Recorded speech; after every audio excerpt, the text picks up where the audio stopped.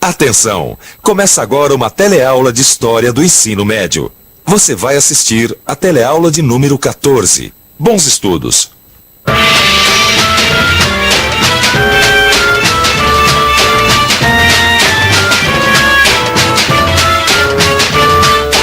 Oi, a nossa teleaula de História Geral vai falar sobre o feudalismo. Confira só o que você vai aprender hoje. Na teleaula de hoje, você vai ver que com o fracasso da unificação tentada pela Igreja e por Carlos Magno, o poder local dos senhores de terra aumentou.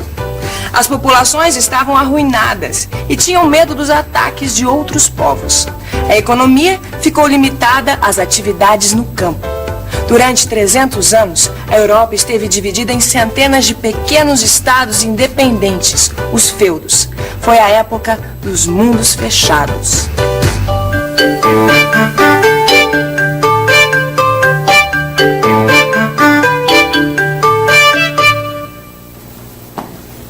Quando os germanos invadiram o Império Romano do Ocidente, eles distribuíam as terras entre os seus guerreiros e eles atuavam como senhores absolutos dos seus territórios.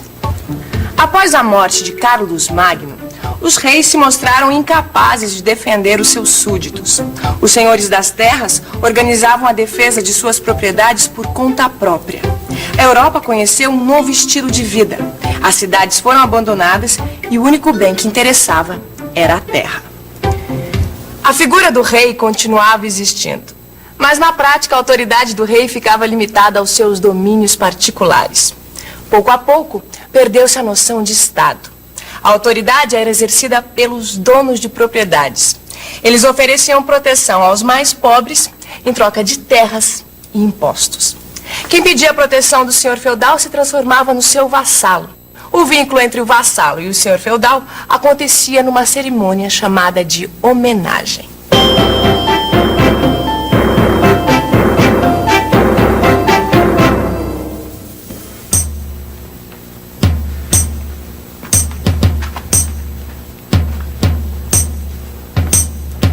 Eu me declaro seu vassalo. Eu o reconheço como meu senhor. Você jura fidelidade a mim, seu senhor? Juro. Você confia a mim, como seu senhor, as suas terras? Sim. Minhas terras pertencem ao meu senhor. Como seu senhor, eu aceito sua vassalagem.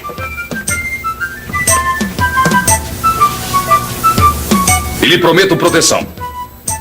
E lhe entrego os direitos às estradas que passam pelas terras como benefício. Os benefícios que o senhor doava ao vassalo eram chamados de feudos. Daí vem o nome, feudalismo. Meados do século IX, o sistema feudal se estende rapidamente pela Europa. Quase todos os europeus são vassalos de algum senhor, e todos os bens são benefícios ou feudo de alguém. O dono do feudo exerce a autoridade de soberano sobre seu território.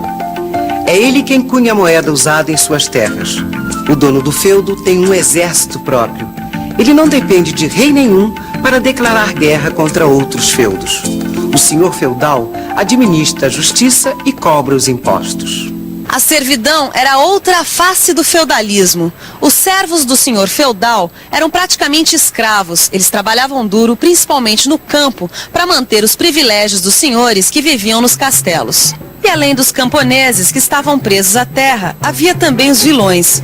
Este nome não significa que eles eram bandidos. Os vilões eram os habitantes das vilas e das aldeias. Eles também trabalhavam para um senhor, mas conservavam a liberdade pessoal. A igreja participava ativamente do sistema feudal.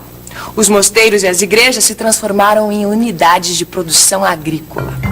Além disso, os bispos e os abades dependiam da nomeação do rei ou de algum grande senhor. Os amigos e parentes dos poderosos acabavam levando a melhor. E a venda de cargos na igreja era uma coisa muito comum. As reações contra a situação da igreja feudal não demoraram. Em vários lugares surgiram tentativas de reformas dos dogmas. Dogmas são os ensinamentos oficiais da igreja. Alguns papas fizeram reformas importantes para combater a desordem da igreja de Roma.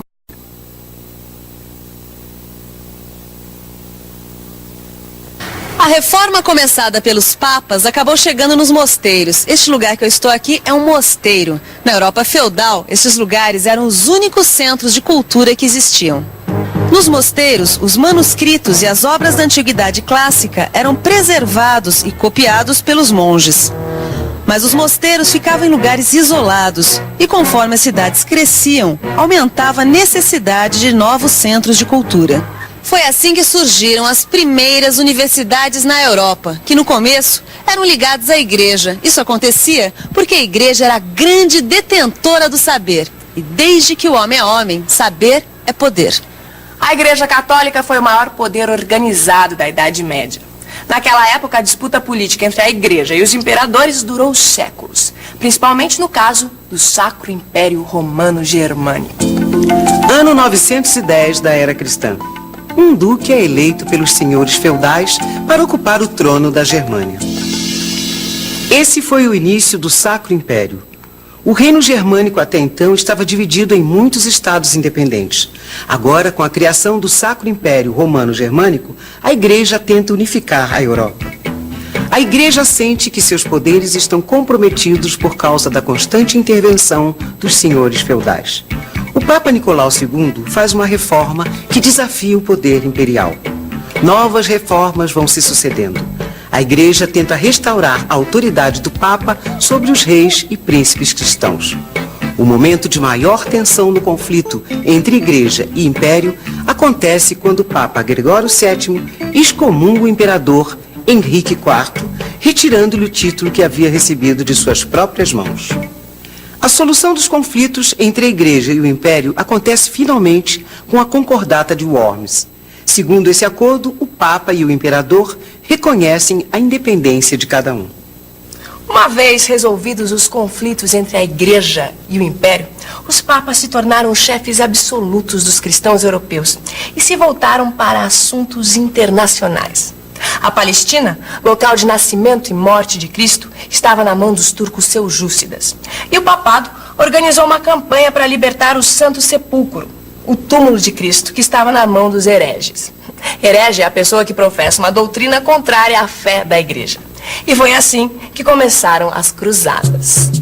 O Papa Urbano II organizou a primeira expedição à Terra Santa. Em pouco tempo, reuniu um exército de 500 mil guerreiros de todos os países da Europa. A primeira cruzada partiu rumo à Palestina em 1096. A cruzada popular, formada por camponeses armados de paus e facas, foi dizimada pelos turcos quando passava pela Ásia Menor. A cruzada dos cavaleiros teve mais êxito. Em 1099, guerreiros cristãos tomaram Jerusalém. Mas as disputas internas e as divisões entre os príncipes cristãos acabaram isolando os cruzados. 50 anos depois, partiu a Segunda Cruzada, rumo à Terra Santa. A expedição foi comandada por Conrado III e Luís VII, da França. Eles foram derrotados em Damasco. Apesar do fracasso das cruzadas, o papado viveu dias de glória. Os papas se tornaram juízes dos reis e interviam nos assuntos políticos e religiosos. O Papa Inocêncio III foi campeão nessa matéria. Inocêncio III organizou uma cruzada para reprimir hereges no sul da França. Ajudou o reino de Castela a combater os muçulmanos na Península Ibérica e organizou a Quarta Cruzada, que partiu no ano de 1200.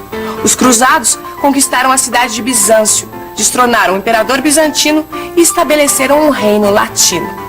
Inocêncio III organizou uma Quinta Cruzada em 1215, mas essa fracassou. O fim da luta aconteceu na época do imperador Frederico II.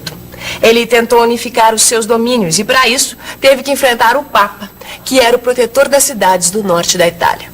Com a morte de Frederico, em 1250, o império entra em decadência. E durante 30 anos, os senhores feudais não permitiram a eleição de um novo imperador. Que tal, então, uma revisão rápida sobre tudo que a gente aprendeu hoje? E atenção, se liga aí que é hora da revisão. Na teleaula de hoje, você conheceu a organização social do feudalismo. Entendeu por que, durante o feudalismo, a Europa perdeu a noção de Estado, se dividindo em muitos reinos. Aprendeu que na Idade Média, a Igreja Católica era o maior poder organizado que existia.